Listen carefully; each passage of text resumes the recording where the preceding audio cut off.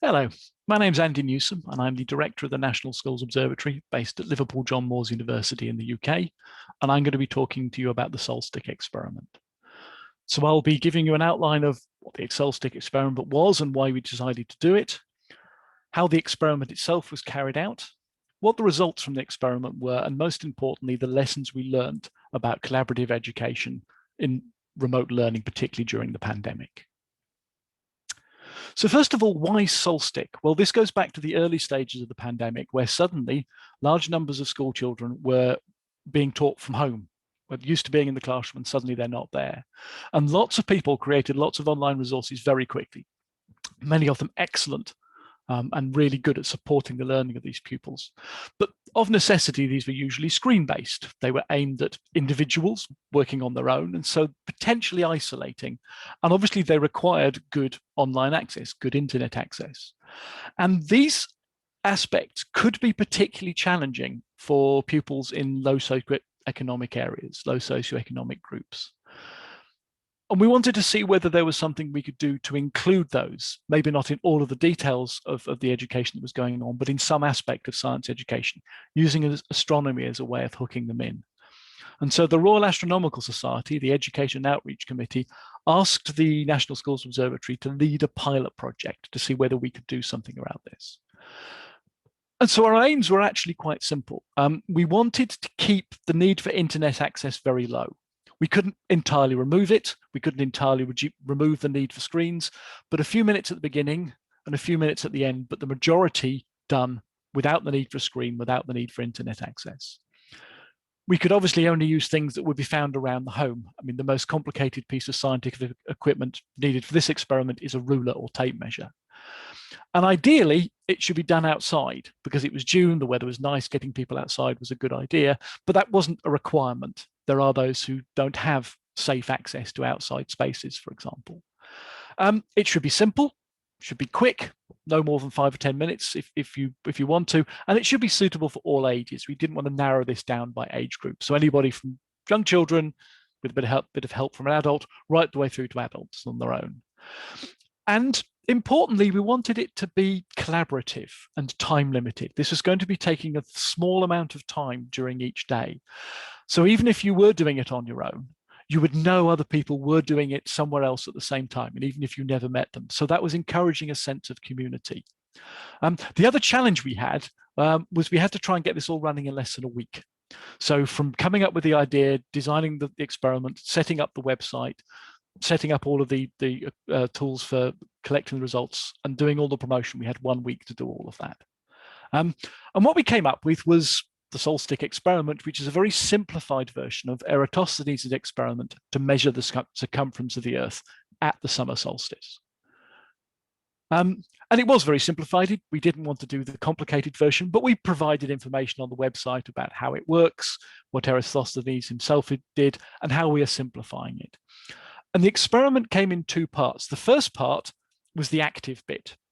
This was where we were encouraging people to get a stick, put it in some sunshine, either outside or coming in through their window, and measure the length of the shadow close to midday on one of the days around the solstice, and then report that back to the website with their approximate location. We used postcodes, which give a reasonable location anywhere within the UK.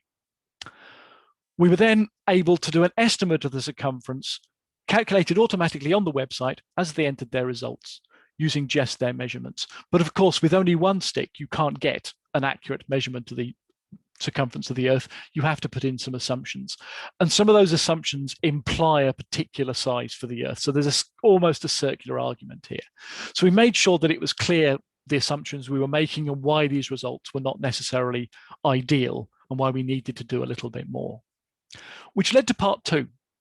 This is where we took pairs of results, one to the north of the country, one to the south, brought them together and used that pair of measurements to estimate the circumference of the Earth.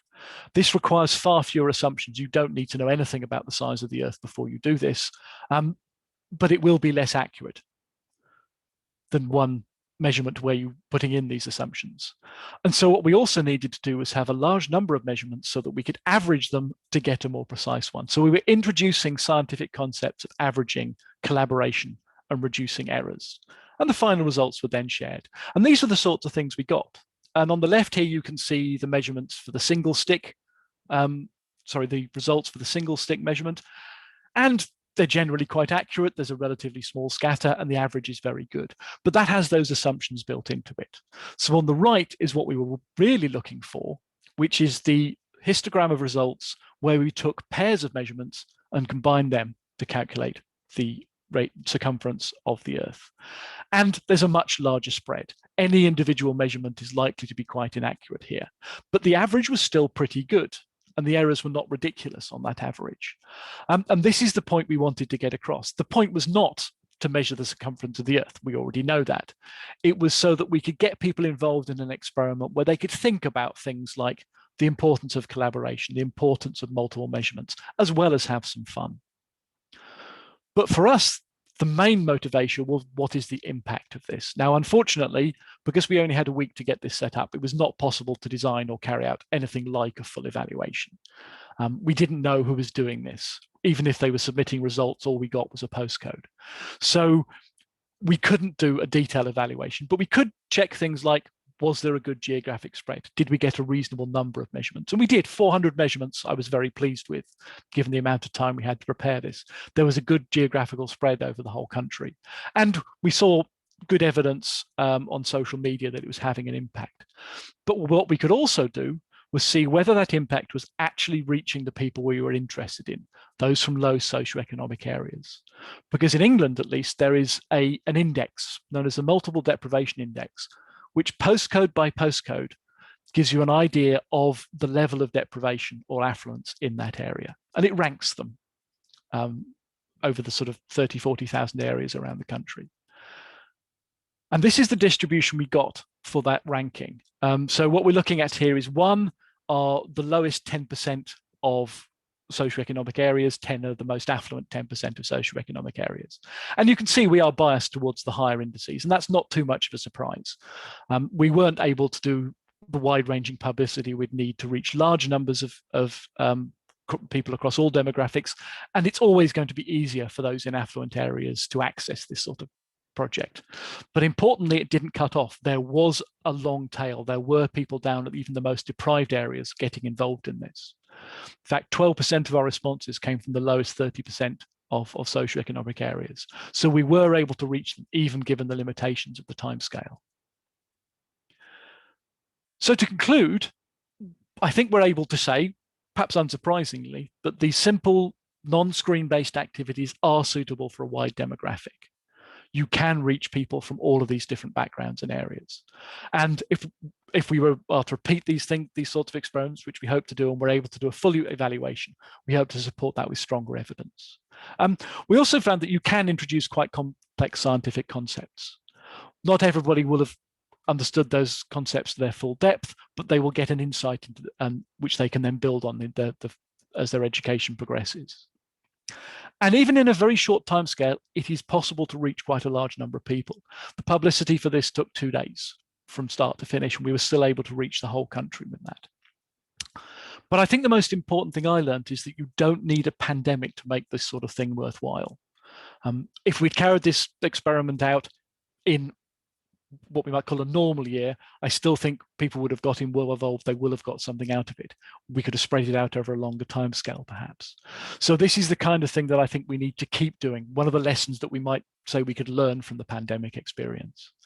The other lesson that I have definitely learned from this is, do not try and do something like this in a week. It was incredibly hard work, and I wouldn't want to do it again, but I think it was actually worth it for the results.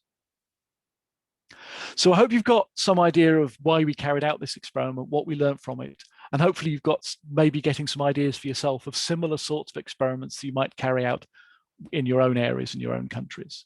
If you want to know any more about the Schools Observatory itself or the Solstick experiment, there are some websites and social media accounts here. And if you want to contact me, my contact details are on the Schools Observatory website, or perhaps the easiest way is to just get me on Twitter, and there is my Twitter handle. So thank you very much for listening.